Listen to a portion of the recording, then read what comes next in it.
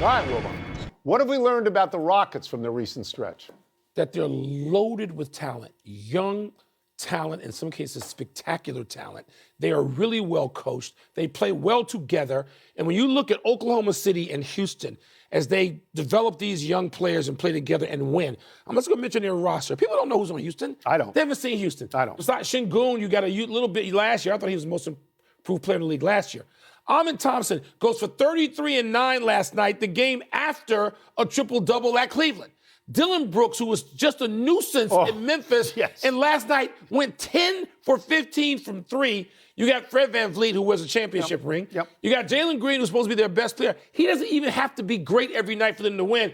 Tari Eason, nobody knows. Cam Whitmore. Jabari Smith's not even in the lineup. He's hurt with some kind of hand injury. They're loaded. They're anonymous. And I can't wait to get to the playoffs to see what they do. So there is a trend now in sports to go to the bottom, get a lot of young players, and see how long it takes you to go to the top. This was started, I believe, by the Houston Astros. They did this for a while. Now it's being done, obviously, by Oklahoma City in the NBA and Houston in the NBA and maybe Detroit in the NBA. Detroit, good example. But here's what I want to say. It's easier to do this in small market cities. You can't do this in L.A. and New York. No, the demands from the fans. Tonight. So it's a different thing. Yeah. You have the time to develop these squads in smaller markets, and if it doesn't work, you go back to something else. I can't see the Lakers and the Knicks. I can't see it. But Houston is the fourth largest city in America. But it's a small sports market. It's got all the teams. Here's the one thing, Tone, I think. I'm sure of this. When you do have the smaller markets, Oklahoma City, some other markets, Memphis, Sacramento. Detroit is still a small market. It is now. Even with all the teams. You have to do it that way because free agents are not coming to you. Free agents go two places, South Florida and Southern California, and that's it. Maybe New York. That's right. So they got to do it this way. But takes patience. It does. Not every city is going to have this kind of patience. No. And there's no real guarantee. Philadelphia tried this in basketball, and they got to a ceiling, and they haven't gone through. They tried it. They're still trying it. That's it. We're done. Back to you. Hell, you got to see this. Last night, Game 7 of the Dominican Republic Professional Baseball Finals. Top of the ninth, tied up, 90 more. Rays prospect Junior Caminero, a 454-foot homer to center, and his team loses it. Caminero, going all in. Now, keep in mind, this is the top of the ninth inning. This isn't a walk-off. They still have to play the bottom of the ninth. Oh, no. What are you saying? He takes nearly a minute rounding the bases in celebration. Look at the celebration with the third base coach. Yeah. He's still going. Oh, no. His head coach, by the way, is Albert Pujols. He walked. So they take a 6-5 lead, and they still have to get 3 outs. And again, there's a lot of emotion in Game 4. Caminero almost fought the entire Licey team by himself. Oh, they did? Okay, I thought you were setting me up for the fact that, then they lost it in the ninth. I was like, oh, no. But we have never seen a celebration like that. And again, he's a Rays prospect. Can you imagine doing that in Major League Baseball? It's not Eagles green. It's just Jade green. PTI is coming back in just a minute. They're going to debate how big a problem Houston is in the Western Conference and how the Lakers are getting a lift of late. Eagles green. And a confidence check on the newly hired head coaches in the NFL. Who has the best chance of success? First, we have breaking news in the NBA. Senior NBA insider Shams Charania joining us now. Shams, what's the latest on De'Aaron Fox's future in Sacramento? Kevin, I'm told that the Sacramento Kings are opening up talks to potentially move De'Aaron Fox ahead of the February 6th NBA trade deadline. Fox has been the cornerstone of the Kings franchise after he went number 5 overall in the 2017 NBA draft. There will be plenty of suitors in Fox, but Fox and his representation, Rich Paul, the CEO of Clutch Sports, they already have a strategic destination in mind. I am told, though, that the Spurs are atop that list for Fox, and the timing is interesting here because I'm told Fox so far has been unwilling to commit long-term to Sacramento. So in a lot of ways, this is the Kings getting ahead of what might be coming in the offseason as he becomes a free agent.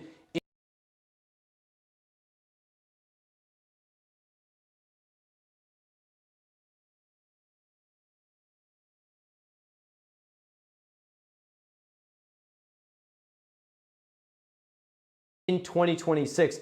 already the Kings are receiving phone calls. I'm told they're telling interested teams that they want win-now players as well as draft capital. This is a massive domino. We've been talking about Jimmy Butler for weeks now, but De'Aaron Fox is a star player in the prime of his career. He can really change the fortunes of a franchise. He could be a difference maker, especially in the West here. And you mentioned Jimmy Butler. Let's talk about him as we are 8 days away from the trade deadline. He's been suspended for a third time by the team. Butler left shoot-around yesterday after being told that he would come off the bench when he returned from his second suspension. Who's going to blink first? Pat Riley ain't going to blink first, let me tell you that. Shams, how have these suspensions now impacted trade talks as the deadline is just over a week away?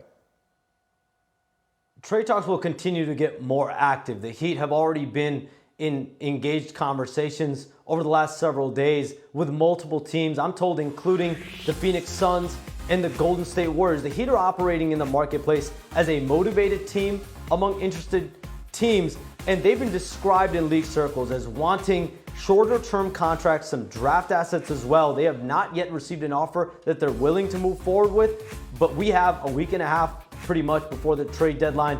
Kevin, what we have seen over the last couple months is a divorce play out in real time. It's been 5 overly successful seasons for Jimmy Butler in Miami. 2 runs to the NBA Finals, another run to the Eastern Conference Finals. But this is a relationship that clearly has evaporated. Both sides are moving toward trying to get a deal done before the deadline. All right, much more on SportsCenter, including what the Lakers are thinking ahead of that trade deadline. Shams, thank you so much. We do have another trade, Elle. We do. We've got big news in the WNBA. Our Alexa Philippou reports that the Mercury are acquiring 5-time All-Star Alyssa Thomas from the Sun for Natasha Cloud, Rebecca Allen, and the number 12 overall pick. Thomas, of course, helped Connecticut to the finals twice, but AT was an unrestricted free agent. And again, when you hear cord player, it means that when they're designated that way, they can only leave via trade, which is exactly what's happened. In fact, let's bring in the reporter, Alexa Philippou, who brought us this story. Alexa, what does this mean for the Mercury? Well, the Mercury are going to look a lot different this season, and this is a huge first domino to fall, and Alyssa Thomas getting traded to Phoenix. Of course, she's one of the best players in the world and has really established that over the last few seasons, including with an Olympic gold medal, most recently in Paris. But the Mercury aren't done yet. There's a lot of question marks about what this team is going to look like. Obviously, we reported that Natasha Cloud will be leaving the organization, as will Rebecca Allen, as that return for the trade for Thomas. They'll be headed to Connecticut. So those were 2 big pieces of that super team that they compiled last year. But now the next question is, well, what's going to happen with Brittany Griner? We heard that she was testing the free agency market.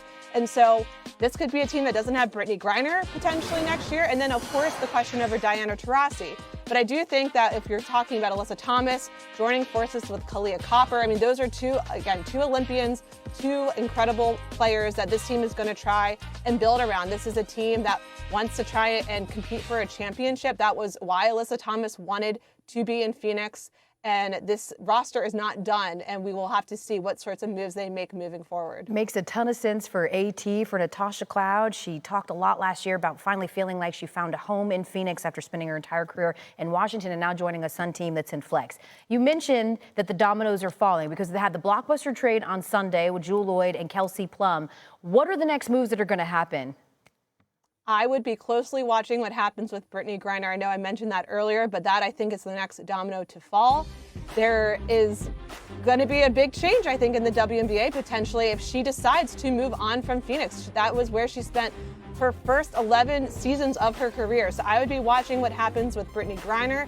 I would also be watching what happens with players like Satu Sabli and DeWanna Bonner. Now, I was told DeWanna Bonner is down to 2 teams she's choosing between. It would be common sense that she's talking to Phoenix, given that is where her fiance Alyssa Thomas has now been traded to. But I would also look at what Satu Sabli's next move is. I've also been told that she is in the process of meeting with New York and with Phoenix. So again, there's a lot of moving parts here, a lot of things that need to kind of the dust needs to settle before we see wherever it ends up. But those are some of the players I would be looking forward to over the next few days to see what ends up happening. Yeah, there's also a name on the screen as well, Kelsey Mitchell, who was cored by Indiana. Certainly we'll see if she decides to return back to a Fever team that surprised everyone and made the postseason. Whatever happens, Alexa Philippou is standing by as we are firmly in free agent mode in the WNBA. Kev? Now let's go to the NFL. The last head coaching opening is where the Super Bowl takes place. New Orleans with the Saints, and they announced that they interviewed Eagles offensive coordinator Kellen Moore last night. Moore in his first year with Philly after having the same job with the Chargers and the Cowboys. The 36-year-old coming off a masterful 55-point performance against the Commanders. NFL insider Dan Graziano joining us now. Graz, what are you hearing about the Saints coaching search right now? Well, it's significant, Kevin, that they went to interview him last night. That was an in-person interview and a second interview for Kellen Moore with the Saints. Because he interviewed virtually prior to the divisional round, they are allowed to talk to him this week. Yesterday was the first day they were allowed to interview him in person, and they flew to Philadelphia to do just that.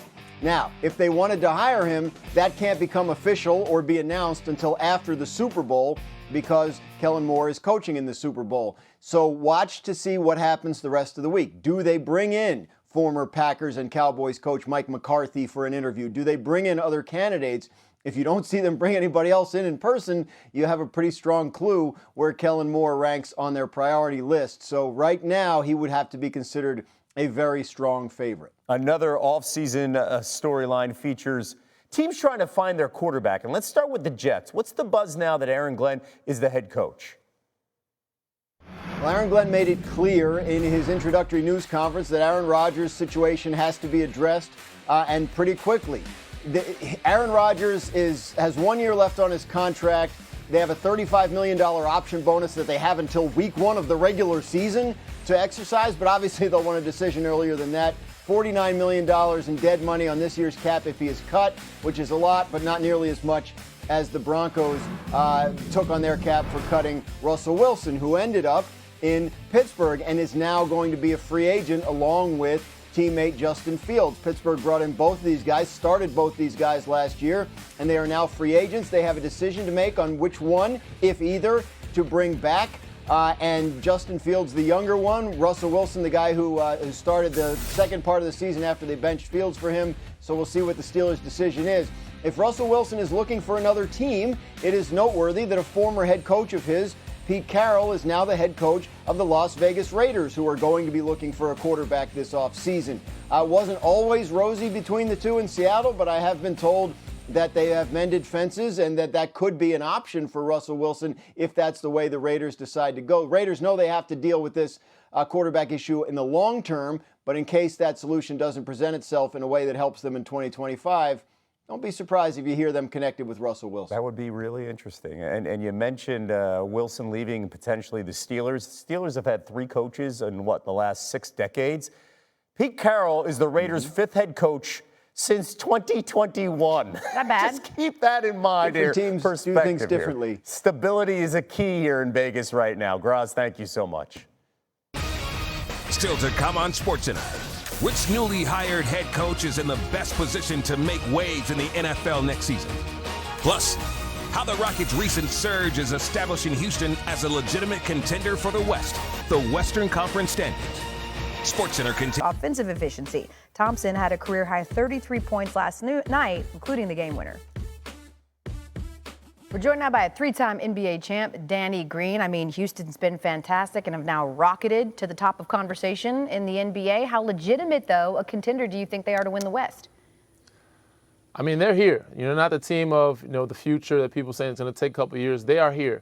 Now, contender, I don't know just yet, but they definitely put themselves in a very strong playoff position and a team that's going to be taken serious in the playoffs. They're young, they're active, they're athletic, they're defending. They have multiple guys that can contribute.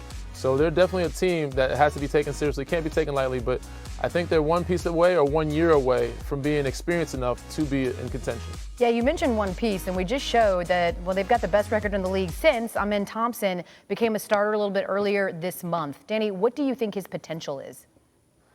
Oh, he's amazing, man. And earlier, I guess this week, I compared him to an Andre Iguodala. But at the rate that he's going and the way he's playing defensively, he could possibly surpass, Iggy. And Iggy's a great comparison. A lot of people sleep on Iggy, forget how great his career was. But he's so athletic. He has the length, he has the activity, he has the shoulders, the build. And all he has to do is, perfect that jump shot. He could be one of the top players, two-way players we've seen in this game, in the history of the game, actually. Yeah, we're just showing, him hitting that game winner. He said afterwards he felt like Kobe. I would say that's a pretty nice ceiling for him potentially, right? Rockets, by the way, 6.5-point favorites tonight in Atlanta. Another hot team in the West, Lakers. They've won 6 of their last 7. Danny, how serious should we be taking AD, LeBron, and the Lake Show? It's a great feat for them. I still don't believe the strength of schedule right now isn't very strong. They're winning games they're supposed to win. So yes, they're playing well. They're in the playoffs in the top 6. They need to continue to do that on the road and on this road trip to stay in the top 6 or 5, which are the games they should be winning. But to be contenders, they're definitely a piece or two away from being in a serious conversation as well. They're a good team right now, but they're not a great team. And they're going to need to make some moves before the deadline if they want to be, taken seriously. Hey, you mentioned it. Picking on losing teams a bit. They're 15-2 against teams that are under 500 this season, and they'll face another one tonight in Philadelphia against the Sixers. Danny Green joining us here on SportsCenter. Thanks, friend. A little bit more on the Lakers here, El. Lakers have climbed all the way to that 5th seed in the West and are within a game of the Nuggets for a top 4 seed for Houston. Only the Thunder have a better record in the West, setting themselves up for at least 2 rounds of home court advantage in the playoffs. For much more on those young Rockets, here's Tony and Mike in tonight's PTI bonus segment.